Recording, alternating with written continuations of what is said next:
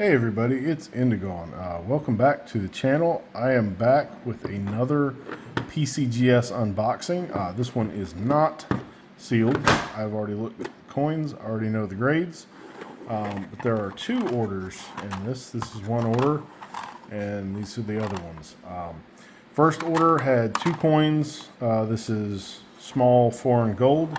And then the other second order here had 13 coins. These were sent in on the economy service.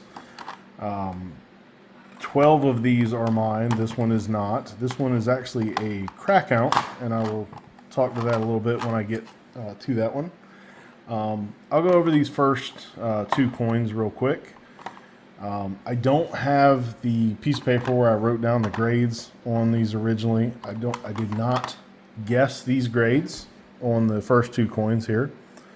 But we have a 1935 LB 20 francs out of Switzerland. And this is a really, really nice coin. You see just a little bit of chatter on the cross there. And little hit under her eye on the obverse, but really nice luster. Little tiny bit of rub on the high points. But overall, very, very mark free. This one, MS66, which this is awesome. I thought this was going to be a 65. They gave it a 6. I am thrilled with that one. I bought this, bought both of these coins actually back when spot was a little bit, well, just under half of, or just over half of what it is now.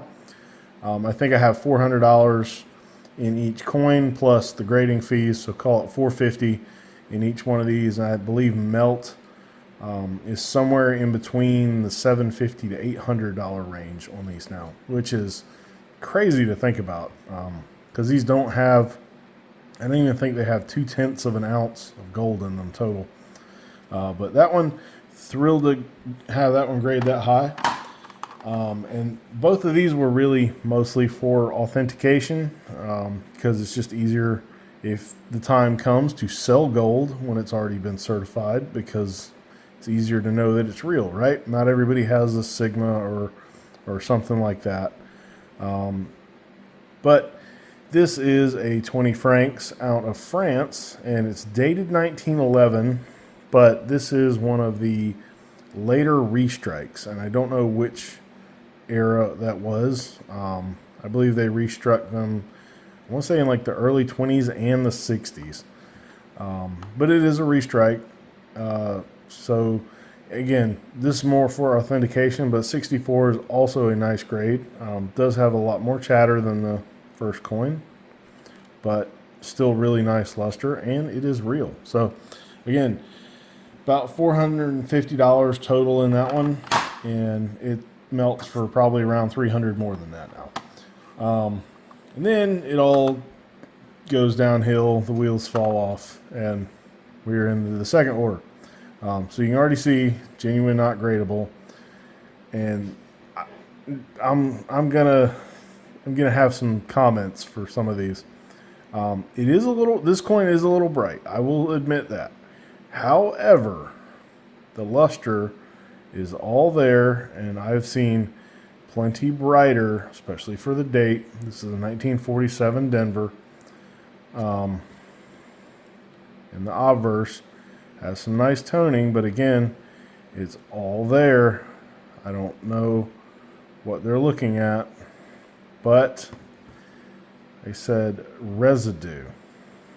So, residue unk details. I'm not seeing residue. I'm seeing toning. I am seeing, you know, a blast white reverse. I'm not seeing anything that really looks like PVC, in which they're not supposed to hold it if it's PVC anyway. It's kind of turn it at an angle, maybe. I guess they're calling that the residue, that dark streak on the high points. But I don't think that's what that is. I don't know. And I forgot to mention it earlier. I will have the true views for all of these coins after the end of or at the end of this video.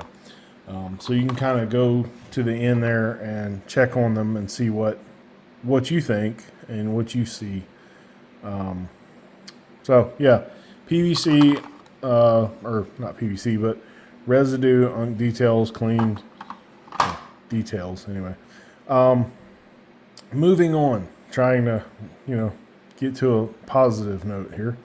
Have a 1949 Denver, and I bought this coin raw out of Rare Coins of Raleigh's coin shop. I saw it. It was obviously very nicely rainbow toned there, and fairly mark free, but there are some marks. Let me grab my handy dandy pointer here so I can point to what I'm talking about. There are some marks on this wing, as you can see right here and here. Other than that, the reverse is fairly mark free, very nicely toned as well. Obverse has some tone to it. There's some marks right here on Washington's nose. You can kind of see that light right there. It's a bag mark, and one down here on his chin. The one thing I will say about this coin is on the bust, it's kind of muted luster. It's not great. The fields have plenty of luster, but the bust itself kind of doesn't dance like I want to see, right? They did give this an MS66. Yes, there's some marks, but I feel like it was more for a luster, a lack of luster than anything that held this coin back. Still a really nice coin. Still glad to have that one in the collection. I did not have a 49 Denver in my collection, so now I do. And again, not a bad grade at all for one I got raw. Next up, and yeah, we're back onto the genuine, not gradable. So this coin, you can kind of take a look and see what you got going on there. Again, it is a little bright, but the luster is definitely there. Got some nice album toning to it. And you see that luster is there. Now see how this coin has more luster on the bust? It seems like, see how in his face right there, and then on this coin, when I turn it, you're not really seeing nearly as much on the cheek, and that vertical movement there. But they called it cleaned unk details anyway, so it doesn't really matter. There is a little bit of a slide right here on the neckline. I was just kind of hoping this one would get a straight grade because it has that really nice tone to it, but alas, it did not. So it is what it is. We're 1 for 3. A little bit better results here. This one is I want to say a 47 Denver, and also wanted to say I think this one is a unlisted RPM, but got a kind of nice steely blue gray reverse. Got some oranges to it. Same thing on the obverse. Now again, it does have some marks. This is not a perfect coin. There's a big mark right out here in the field. There's one behind his eye. You know, it's not perfect, right? So I was thinking 66 on this one, and I got a 65. Little bit disappointing on this one, and this is a 54 Denver, not a 47. But a little bit disappointing, but at least it's still a gem. So that's probably only, without the toning, that's probably only a $20, $25 coin, I think. Next up, we have a coin that looks like this was in a mint set. It's got kind of that mint set tone look to it. It's a little bit mottled, a little white on the high points. And you can see, it's, again, very nice luster on this one. And this one was a 58.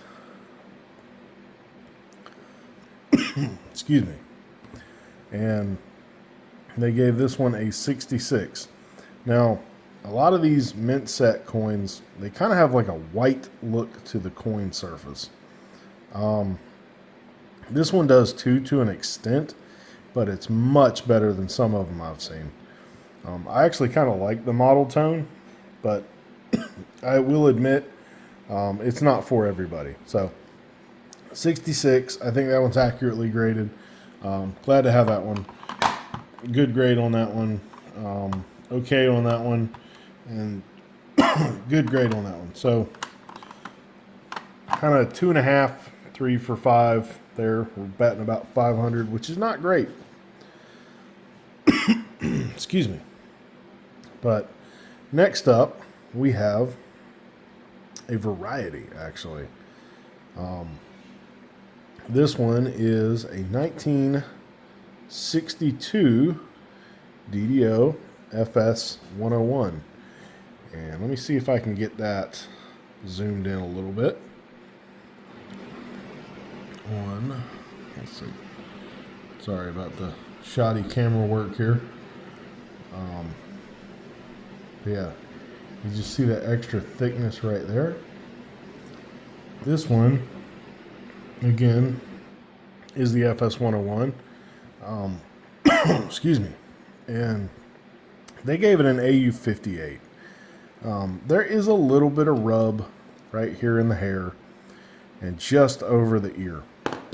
But I thought this one was kind of a little bit better than that. I thought it was, well, actually, now that I look at it, I think it might have been wiped at some point. So this coin was probably netted down to a 58, but I think it's really like a 62 coin when they saw the wipe and they just said, nope, we'll put it in a 58 holder. So I'm okay with that one. Excuse me. All right, next up. This is actually one I was happy with for a change. Very nice cameo on this one. You can see that on the reverse here. Nice proof. Kind of turn it and it's still there. You know, got a lot of cameo, even at a sharp angle there, like that. It is a 56, which is a little bit more common date. 55 is where they kind of really start to get pricey. Now you do see a little tiny luster, or I guess frost break, right there on the ear. That is about the only place on this coin where the frost is just not strong enough for a deep cameo. But, excuse me, with a 68 cameo, I can't complain on that. That one's a really nice coin, really nice grade. Glad to have it. It's not a deep cameo, but again, there is that little break on the ear, so that's okay. Okay, sorry about that. These next 5 coins I had all bought to resell, and let me zoom in a little bit. First up, we have this nice bust half. This coin, I do believe, was probably an ex-jewelry piece, because you see there's a little bit of damage there, probably a little bit right there, and I'm guessing right about here on the rim. It's a little hard to see the way the holder is, but I believe this was probably in a piece of jewelry at some point. PCGS called it cleaned XF detail, which honestly they probably did me a favor calling it cleaned as opposed to rim damage or something like that.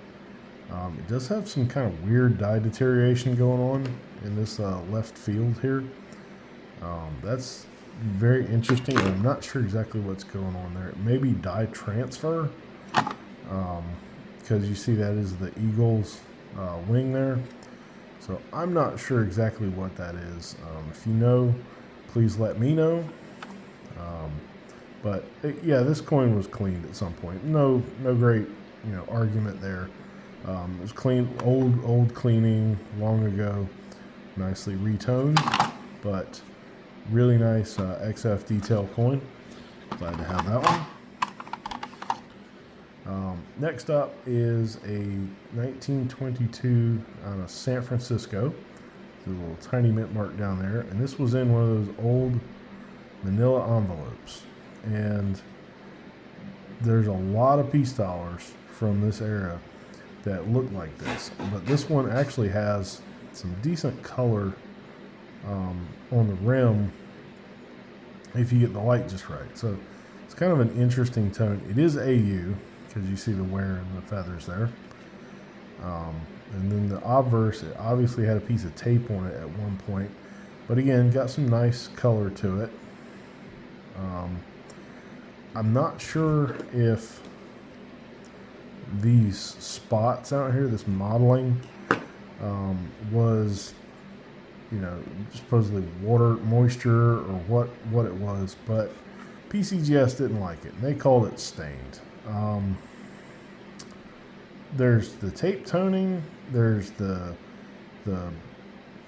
I guess it's staining is what you could call it from that manila envelope, but it's also got color, and you don't see peace dollars with that type of color right there. It's not the prettiest coin, it's not the prettiest toner, but it is a peace dollar, and it did have nice color, and I thought they would straight grade this, so I am a little bit bummed about this one. I was kind of hoping for a straight graded AU with a nice true view like that shows off the color, but we didn't get that. Next up, this one again is going to be one I have no argument for. This one I think was cleaned at some point. Nice VF coin, no mint mark, but this is a 1928 peace dollar, and this is one of the key dates of the series. But unfortunately, got that nice big staple scratch right up here through the tiara. Again, no argument here. It would probably have gotten cleaned even if it hadn't gotten the scratch, but they called it scratch VF detail, which, it being a 28, not the end of the world. It'll still have some value to somebody. I just probably won't make, as much on that coin as I was hoping for. Next up, we have a 1979 O, and this is one of the ones I bought at the coin show in September, I believe it was, first weekend in September. And this is one that walked up to the table. The woman had her father's collection, and she allowed me to look through it. And this is one of the coins I bought off of her that day. And it was actually in an envelope that had 1879 marked on it, and I wasn't paying attention to it. And I looked at the coin, looked at the grade of it, and I made her an offer, and she accepted it. And only after that did we realize it was a New Orleans mint, and she was already long gone from the show. But she didn't get ripped off because I actually offered her more than she was asking for it. So I will probably make a little bit on this one because I did get a straight graded AU 58. Unfortunately, this one's a little bit of a common date, but at least it's got a straight grade. So there's that. And then next up, so we're going to go 1 for 5 on the resale coins. Nice New Orleans mint there. A little bit of nice tone to it. I will say the reverse on this coin is not the prettiest. And it does kind of go from like an orange almost to a greenish tone. And there's no real transition between that. So I'm assuming that's what they're saying here when they gave it questionable color on this one, because it's got like an orange and a green, but there's no really other colors on here. And you wouldn't normally see that. Normally if you see greens, it's going to be, there's going to be some blues in there and some purples and all that kind of stuff. So I kind of get this, but at the same time, it's got really nice luster. I thought I've seen coins that look like this in PCGS holders that were straight graded. This is just not going to be one of them though. So 1885O, really pretty coin. They just didn't agree that the toning was natural, and I didn't know where exactly it came from, but I took a shot on it. And then last and certainly not least, this coin was actually in a CACG AU environmental details or environmental damage holder, and I cracked the coin out. This is actually my LCS's coin, and he asked would I send it off PCGS because he did not think it was environmental damage, and I kind of tended to agree with him. But I cracked it out and actually soaked it in acetone because I did notice there was a little bit of something going on up here on the field of the coin, and that came off with acetone, but it came back straight graded AU55. So we went from a details coin to a straight grade, and he was very, very happy with this. So glad I could help him out, but unfortunately I did not do much better on here. So with that, let me go ahead and kind of get into the true views. The good, the bad, and the ugly. These two were good, and not much else really went my way this time. This was definitely the roughest submission I've had in a very, very long time with PCGS. Especially, this one, this 47D, and the 50. I mean, that's kind of, I don't buy that one. But it is what it is. You're going to have submissions like that, and I've had some pretty good ones here recently. So if you enjoyed this, please hit the thumbs up, and if you'd like to see more, please consider subscribing. I do have one more variety order coming back, and that's actually for Dig and Dave. That will be coming back soon. And then a mint error order, and that one is lagging. But if you enjoyed this and you'd like to see more, please consider subscribing, and thanks for watching.